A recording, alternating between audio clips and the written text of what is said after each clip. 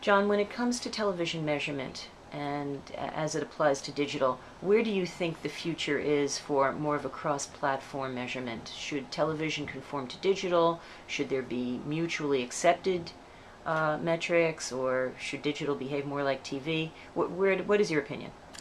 Yeah, I think absolutely television needs to embrace digital and all the benefits of digital for the advertiser, which is the accountability, the measurability, the who's watching when, the targetability. There's so much that digital offers, and when you think that the set-top box, which is the majority of how television is delivered today, is a small computer, that can store and record all of these things. There's no reason why that can't be then delivered back to the advertisers so that the value of it is understood.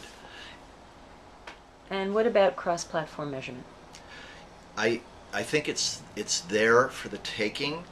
I think a lot of money has been made in traditional television over the years because there's been a closed system of distribution, basically. Now with internet delivery and some of the things we see HBO doing and CBS in terms of going beyond that traditional broadcast and cable delivery system, over the top, if you will, I think there absolutely will need to be a cross-platform measurement. And I don't think it's as difficult to get to. I think the barriers are the desire to keep the profitability of the traditional television model going as long as possible until you have to change. So I think it's got to come from the advertising community. The advertisers really need to keep demanding, and they've been doing a good job of it, but keep demanding from the organizing bodies and the 3MS and all the folks that are out there trying to create this standard measurement base, because that's how you evaluate online video versus television.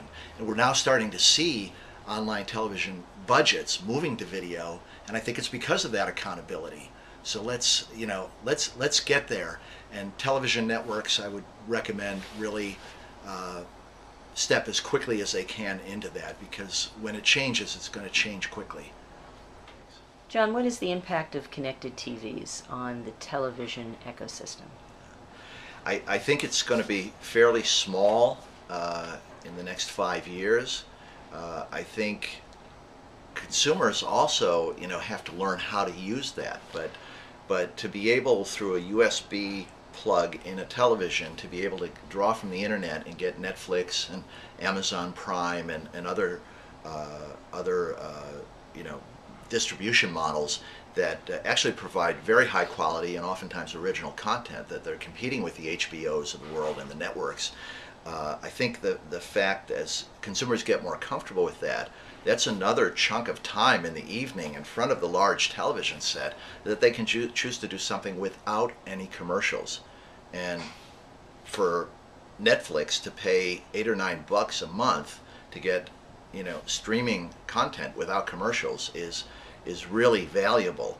I think there's a barrier, because I think a lot of maybe older generation, maybe 35 plus, don't really understand how to optimize that right now.